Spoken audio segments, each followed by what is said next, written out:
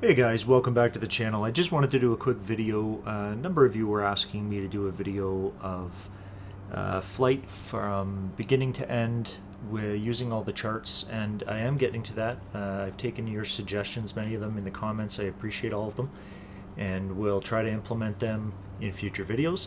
That being said, I was doing a flight to complete Jack of all planes, so 300 nautical miles in each aircraft in the standard edition.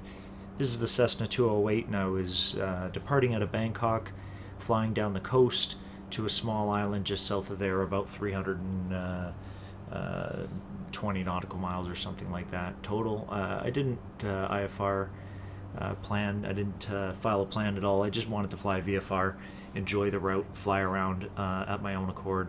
But while doing that, I came across a number of different things. One of them was interesting taxi procedures, and you'll see, we'll go through it, and it's a short video, but I just wanted to show you how I used Navigraph during this flight, just sort of a free-form flight. With that, the first part of this, I want you to listen to these taxi instructions that I received from the airport just south of Bangkok when I was departing, and how Navigraph essentially saves my butt in navigating those taxi instructions. I wouldn't have been able to do it without. I mean, you could do it with a standard chart, but you'll see. Listen to these taxi instructions. Cessna Alpha Sierra X-Ray Golf Sierra taxi to and hold short of runway 19 or left via taxiway Delta Tango 14 Tango 13 Golf Tango 7 Tango 6 Charlie Charlie 4 Bravo Bravo 1. Contact tower on 118.2 when ready. So, not the shortest set of instructions, but not a big deal. I bring my Navigraph map up, and you'll see that in the top right-hand corner. And tower has me, or ground has me going through all these little ramp areas. One of the biggest benefits of the moving maps is when you hit parallel taxiways and you're not quite sure if you need to turn left at this taxiway or the very next taxiway, it's pretty clear on Navigraph when you look up that no, this is G taxiway, not H, or whatever your parallel taxiways are. Of course, you can just follow the taxiway signs on the runway, but if your setup is anything like mine, I mean, I'm running 4K, but I have the rendering down to 50%, so it's probably only rendering 1080p or a little bit higher. So I find it very difficult to read the taxiway signs personally, so Navigraph is a lifesaver. You can see here, again, now I'm on G. Again, in that upper right-hand corner, you can see where my plane's taxiing in and out. It's a little bit of a maze through this airport, and I wouldn't have been able to figure that out by just trying to look at the taxiway signs. So, and again, another airport, this matched up perfectly with ATC's instructions, and now we're heading T6 to B, and then Bravo to Bravo 1, hold short at our runway for takeoff. So this is how I use this in the taxi situations, and I find it incredibly useful, as you can see in this situation. Smaller airports, not so much, but here it was awesome. And as I depart and get settled in, this is nice. See, obviously I'm taking a look at my flight plan here and all my different waypoints in between. I am flying VFR, so I don't need to follow these waypoints, but they are there for a guide to get me to my destination if I need be. I definitely stray off that path. And the reason I do that is because I take a look at the world map and see what's around me and see what cities that maybe I'm familiar or not familiar with, so that if I'm going to spend the next 2.5 hours taking this flight, I might as well understand where I am and see some visuals of the areas, especially in this new flight sim with the visuals so accurate, and just enjoy the flight.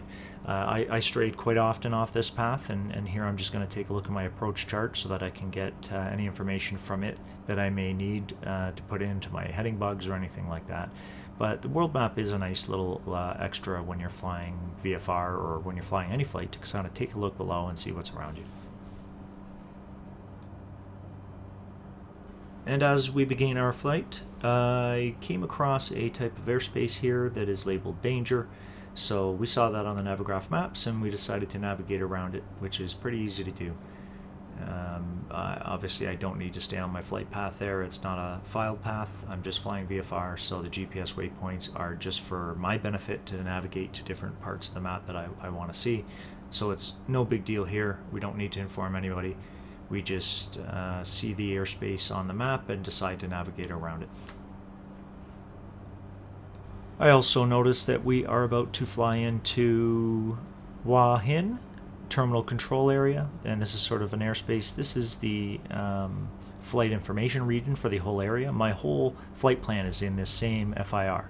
Now, if I request a flight following, which I did for this flight, as all pilots should do, I might make a video on why pilots do that and when to do it.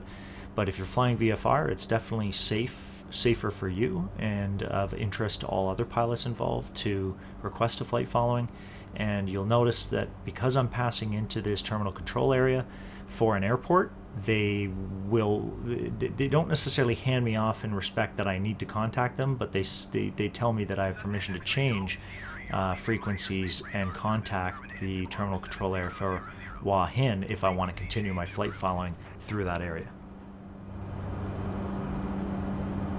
Hua Hin approach Cessna Alpha Sierra X-Ray Golf Sierra is type Cessna Caravan I 7 miles north of Hua Hin. Request flight following. Cessna Alpha Sierra X-Ray Golf Sierra Y in approach. Squawk 6642. And of course that was me requesting my flight following and getting my squawk code from the terminal control area, which basically just I put into my transponder and it allows me to show up on the ATC screens as a Cessna 208 and altitude or whatever information actually I tell the GPS to send it. And just as we are coming into our last waypoint here, it's not actually our last waypoint, but it's the last sort of direct waypoint to the waypoints that lead me into my approach.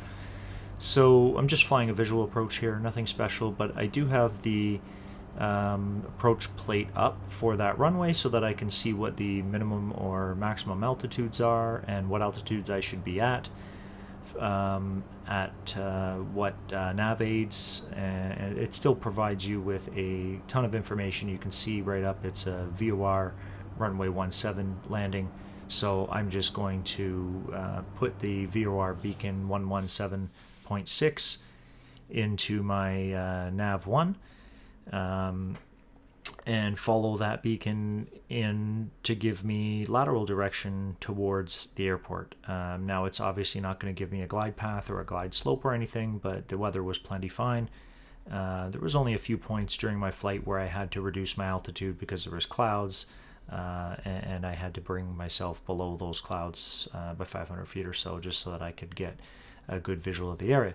But with that, I just wanted to make a quick video showing you how I sort of use some of these things in Navigraph while I did the flights. I hope you enjoyed, and I am currently, if you enjoyed any of my other series, the Navigraph series specifically, I'm working on the third, which is basically an overview of all the different types of charts available and how those charts are laid out. They have very specific, Jeppesen charts have very specific headers and middle sections and information bars.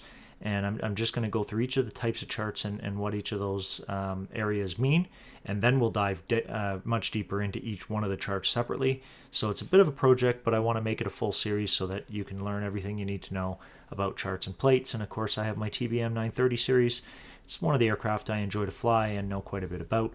So I'm continuing that series with, I believe the next one will be approach and arrivals. And after that I'll be getting into RNAV and ILS approaches, and then of course taxiing and maybe onto another aircraft. But I hope you enjoyed. See you soon in one of the other series, I hope. Take care, guys. Bye.